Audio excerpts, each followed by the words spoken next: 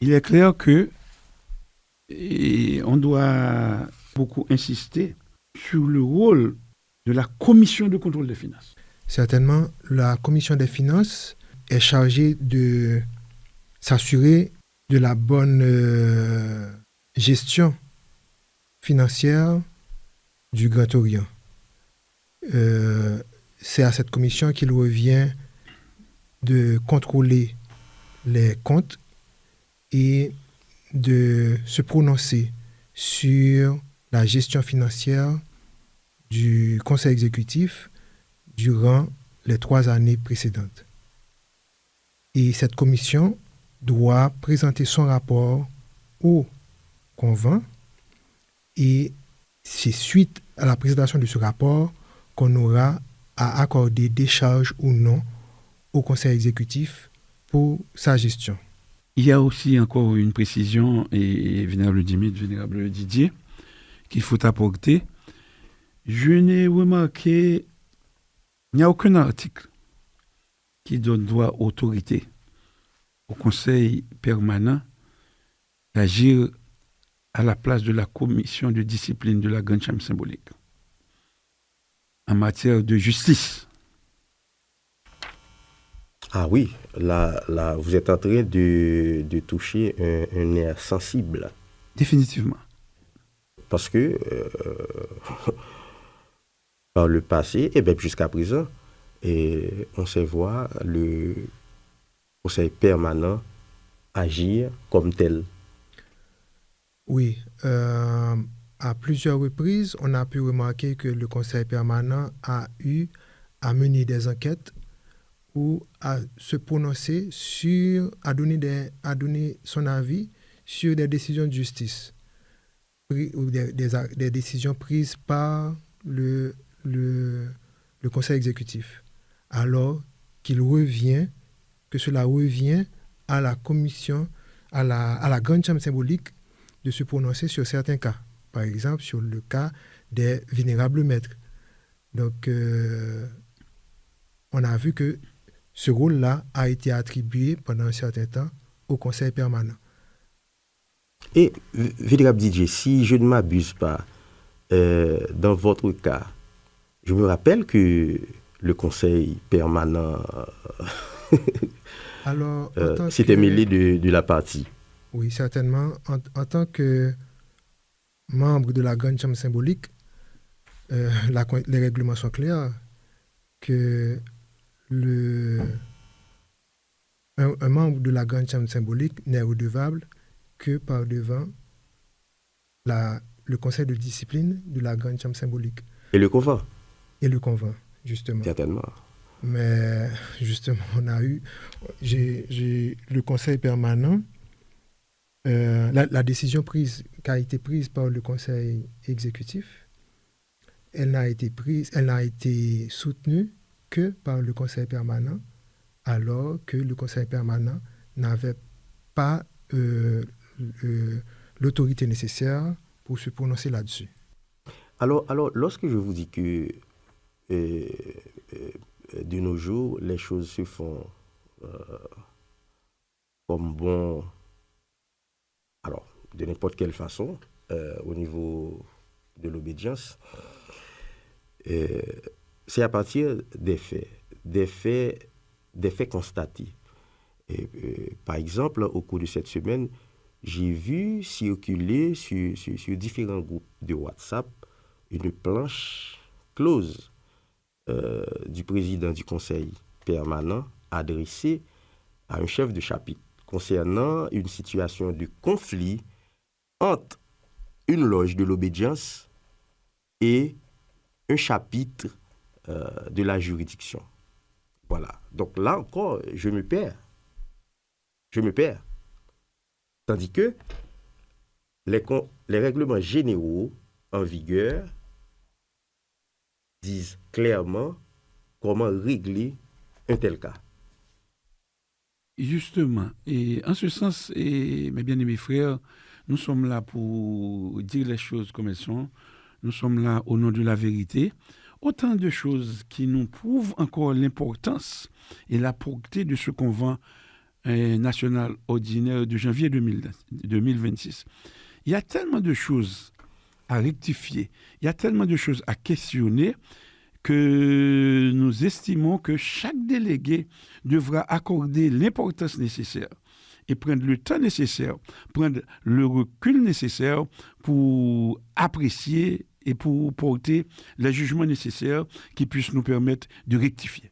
Certainement, Gomet Jean-Marie. Et c'est là le point essentiel de tous ces commentaires que nous produisons. Et je vais vous rapporter encore un autre fait. Survenu au cours de la 2e semaine de ce mois, si je ne m'abuse pas, au cours d'une réunion organisée convoquée par le Sérénissime Grand Maître Maleb Jacquet, pour justement donner de nouvelles directives concernant les prochaines élections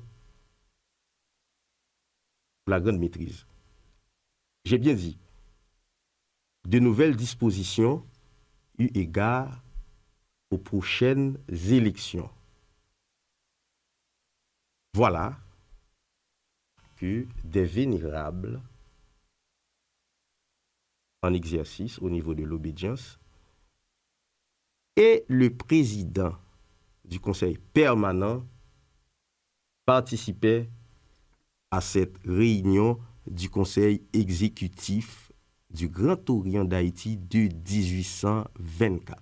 Alors, attendez, vénérable Dimitri. Est-ce que vous assumez? Oui, j'assume. Il faut assumer. Parce que là, ça devient... Il y a beaucoup d'inquiétudes là qui se profilent. Si c'est le cas, eh bien là, il va falloir que les délégués prennent leurs responsabilités. Parce que le président du conseil permanent n'a rien à voir avec les réunions du conseil exécutif. C'est ce que je savais. Et ensuite, il est clairement dit que c'est le conseil permanent, en l'occurrence la commission de contrôle des finances, qui peut convoquer au besoin le grand secrétaire et le grand trésorier quand c'est nécessaire pour avoir des informations relatives à l'exécution de leur mandat. Alors là, je ne dis pas que je me perds, mais cependant, je demande à tout un chacun de prendre ses responsabilités. Nous sommes des porteurs de lumière. Nous n'avons plus le droit, maintenant, de faire comprendre que tout se passe bien, alors qu'il y a tellement de choses à rectifier. Nous sommes ici présents, moi personnellement, et chacun de ceux qui nous écoutent, nous devons prendre nos responsabilités. Nous avons pour devoir de dire les choses comme elles sont et de faire le nécessaire afin que tout soit rétabli au regard de la Constitution, des règlements généraux. Ça, c'est clair et nous insistons là-dessus. Voilà, c'était les articles. Et nous avons lu les articles relatifs au Conseil permanent, à son fonctionnement, mais parallèlement, je ne sais pas si vous êtes de cet avis, Vénérable Didier, Vénérable Dimitri, puisque nous avons parlé de décision de justice, nous devons aussi peut-être, et même de façon assez succincte, et parler de la grande chambre symbolique, Certainement. ou de façon à pouvoir édifier les délégués de tout ce que nous venons de dire. Donc nous allons profiter, puisque c'est notre dernière émission avant le convent, donc nous devons aussi en même temps et parler de la grande chambre symbolique comme organe important, et à côté du convent et du conseil permanent. Donc voyons si nous pouvons peut-être, et nous avons encore assez de temps, pour parler de la grande chambre symbolique. Chers auditrices, chers auditeurs, bien-aimés frères en humanité, comme annoncé, nous allons parler un peu de la grande chambre symbolique. La grande chambre symbolique qui est aussi un organe très important au niveau du Grand Orient d'Haïti de 1824. La grande chambre symbolique, article 59, la grande chambre symbolique se compose des membres du conseil exécutif du Grand Orient d'Haïti de 1824, des anciens membres du conseil exécutif du Grand Orient d'Haïti de 1824, des vénérables de loge en exercice, des anciens vénérables de loge ayant reçu des charges de leur gestion, des membres du conseil permanent en exercice, des délégués du grand maître auprès des loges. Article 60. La grande chambre symbolique est présidée par le grand maître ou, à défaut, par l'un des deux grands maîtres adjoints. Ses autres officiers sont un premier grand surveillant, un deuxième grand surveillant, un grand orateur, un grand secrétaire, un grand trésorier, un premier grand diacre, un deuxième grand diacre, un grand maître des cérémonies, un grand maître des cérémonies adjoint, un grand porte-étendard, un grand aumônier hospitalier, un grand maître des banquets, un grand architecte, les grands surveillants, le grand orateur, le grand secrétaire et le grand trésorier sont les mêmes que ceux du conseil exécutif. Nous allons poursuivre avec les attributions. Oui. À partir de l'article 61. D'accord. Les attributions de la grande chambre symbolique. Article 61. La grande chambre symbolique, sur rapport de la commission spécialisée d'examen, accorde des patentes pour l'affiliation des ateliers symboliques et se prononce sur toute demande de création ou de réveil de loge. Article 62. La grande chambre symbolique juge du bien fondé des oppositions formulées par les ateliers contre les demandes de patente et constitution de loge. Après avis émanant du conseil exécutif, elle statue sur toutes les questions symboliques relatives aux loges et aux maçons individuellement.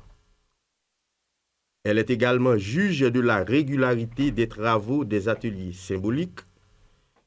Elle peut décider la suspension provisoire d'une loge ou d'un membre de la grande chambre symbolique, mais l'exécution de cette décision relève du conseil exécutif. Concernant le fonctionnement de la grande chambre symbolique, l'article 63 nous dit ceci. La grande chambre symbolique organise des tenues ordinaires 4 fois par an, soit trimestriellement. Néanmoins, elle peut avoir des tenues extraordinaires quand certaines circonstances l'exigent. Dans ce cas, le motif est expliqué dans la planche de convocation. Les membres assistent aux cérémonies en tenue sombre. Ils pourront porter un insigne à déterminer par la grande chambre symbolique. Elle travaille selon le rituel en usage au Grand Orient d'Haïti du 24. et tient ordinairement ses travaux au troisième degré symbolique. Nous sommes maintenant à l'article 64. L'article 64 nous dit ceci. Pour la flexibilité de son fonctionnement et selon les circonstances, la grande chambre symbolique peut comporter dans son sein des commissions permanentes et des commissions ad hoc. Commissions permanentes telles que la commission des rites et rituels, la commission de contrôle des cours d'instruction, commission ad hoc telles que la commission des règlements internes de la grande chambre symbolique, la commission d'examen de demande de réveil et de demande de patente d'ouverture de loge. Article 65. À l'exception du grand maître, des deux grands maîtres adjoints, des deux grands surveillants, du grand orateur, du grand secrétaire, du grand trésorier qui sont du conseil exécutif. Les autres officiers de la grande chambre symbolique sont nommés par le grand maître. Article 66. Aucun maçon, non membre de la grande chambre symbolique, ne peut saisir directement celle-ci d'une affaire ou d'une question relevant de sa compétence. Il ne peut le faire que par l'intermédiaire de sa loge. Article 67. Toute affaire soumise à la grande chambre symbolique seront décidées à la majorité des membres présents. En cas d'égalité des voix, le vote du grand maître comptera pour 2. Article 68. Les affaires pendantes devant la grande chambre symbolique exigeant une certaine célérité seront vidées en priorité et à bref délai dans des tenues extraordinaires. Il en sera de même pour les matières ou questions dont la solution est demandée par le convent ou par le conseil exécutif. Parlons maintenant de la discipline des travaux de la grande chambre symbolique. Nous sommes maintenant à l'article 69. Article 69.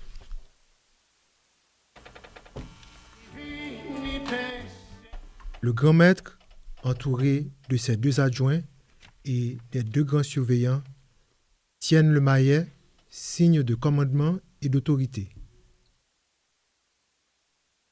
Ils frappent respectivement un coup de maillet pour appeler l'attention, diriger les travaux ou maintenir l'ordre. Article 70. Il n'est permis à aucun frère d'entrer dans la grande chambre symbolique sans être revêtu au moins des insignes de maître maçon. Article 71. Les grands surveillants demandent la parole au grand maître en frappant un coup de maillet. Les autres grands officiers la demandent directement au grand maître en frappant la main. Nous allons poursuivre avec l'article 78 de préférence. Vous voyez, nous dirons ceci. Tout grand officier ne remplissant pas ses devoirs pourra être traduit devant le conseil de discipline de la grande chambre symbolique. Il le déclarera déchu de sa charge s'il est reconnu coupable. L'article 79. Seul le grand maître qui préside a le droit, au cours d'une séance de la grande chambre symbolique, de déclarer un frère en jugement et de le traduire par devant le conseil de discipline de la dite grande chambre symbolique. Au besoin, le grand maître suspend ou ferme les travaux à l'extraordinaire. Nous avons quand même parcouru ces articles. C'est pour montrer aux délégués, à ceux qui ont la charge de décider, et quelle est l'importance de la grande chambre symbolique. Et sur ce point, je vais vous rappeler que le grand maître a le pouvoir discrétionnaire de prendre des mesures conservatoires.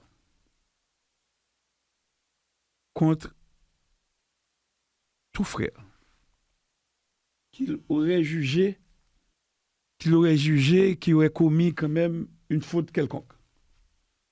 Mais cependant, il est clair que cette mesure demeure une mesure conservatoire.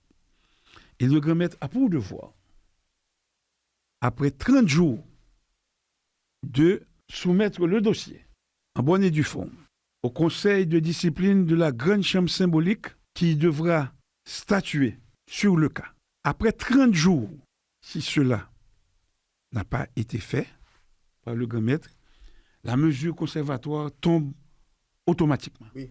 C'est une précision que je veux porter pour les frères pour qu'ils puissent savoir exactement quand on est traduit en jugement pour les fautes commises. Donc, ils doivent savoir exactement à qui, à quoi ils ont droit. Je ne sais pas si vous avez d'autres commentaires ou...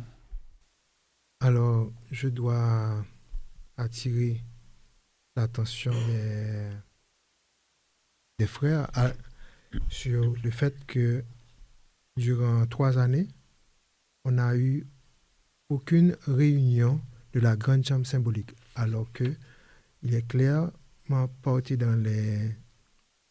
au niveau des règlements généraux qu'au cours d'une année, on doit avoir au moins 4 réunions de la grande chambre symbolique.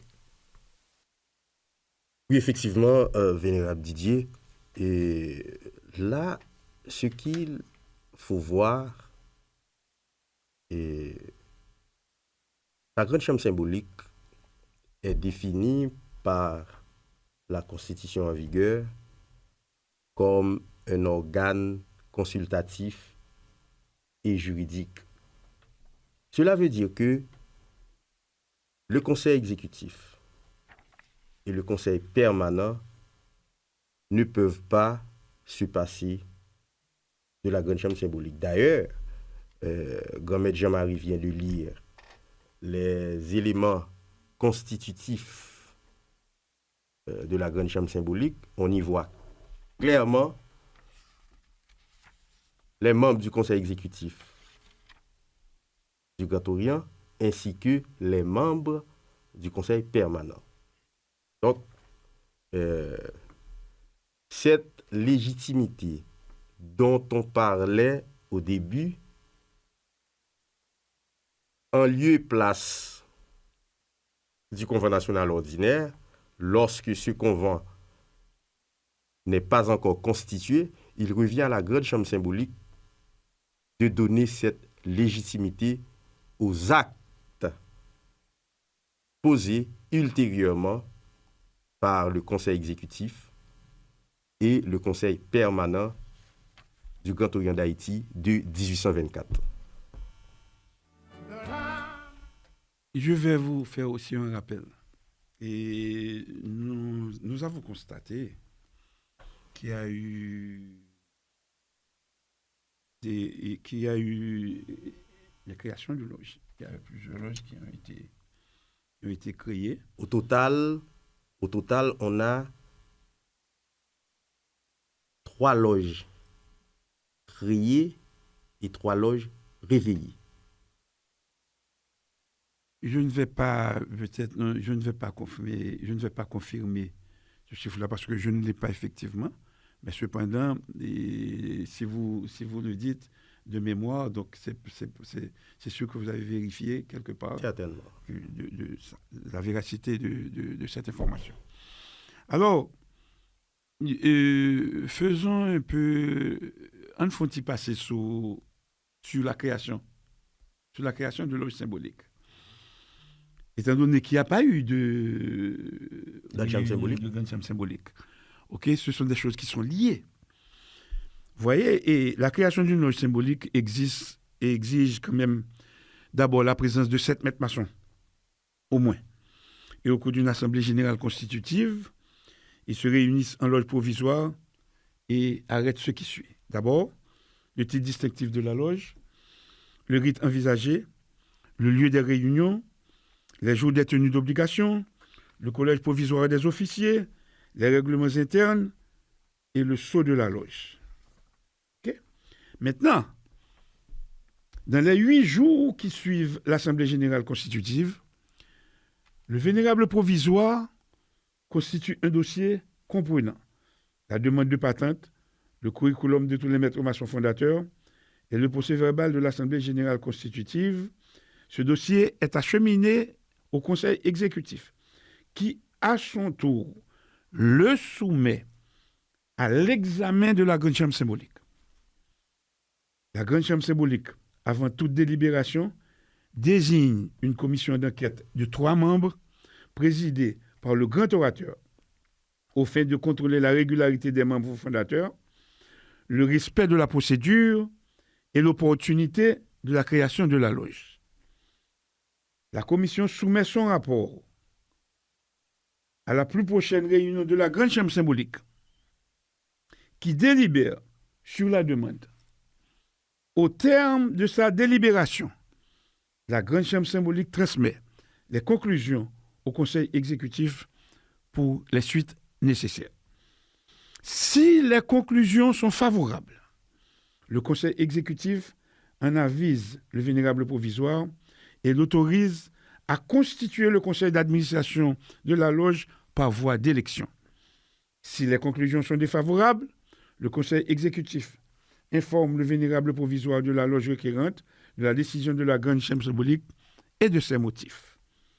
Les travaux prennent force et vigueur après la tenue de l'allumage des feux et l'installation des officiers de la loge selon les rituels appropriés et arrêtés par la commission des rites et rituels de la Grande Chambre symbolique. Alors, la Grande Chambre symbolique joue un rôle essentiel dans la création et le réveil d'un atelier. C'est bien dit, et c'est pourquoi nous avons pensé à apporter cette précision. Nous estimons avoir couvert les points essentiels. Si vous avez encore des commentaires à produire, vénérable Didier, vénérable Dimit, c'est bien le temps de le faire. Alors, pour ma part, j'ajouterai ceci. Et en plus des faits que nous avions mentionnés, et des faits qui ont été orchestrés soit directement par le Sérénissime Grand Maître Maleb, soit indirectement, l'initiative vient de lui. Par exemple, il y a un aspect fondamental de la régularité maçonnique.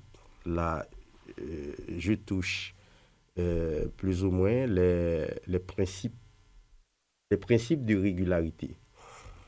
Donc, qui encadre le fonctionnement de toute grande loge ou de tout grand orient régulier. Par exemple, au niveau des symboles, l'actuel grand maître a introduit des symboles qui sont non seulement étrangers, mais interdits par les principes de régularité maçonnique. Là, je me garde de citer ces outils symboliques. Et encore, c'est une autre dérive donc, qui bouleverse le fonctionnement de l'obédience.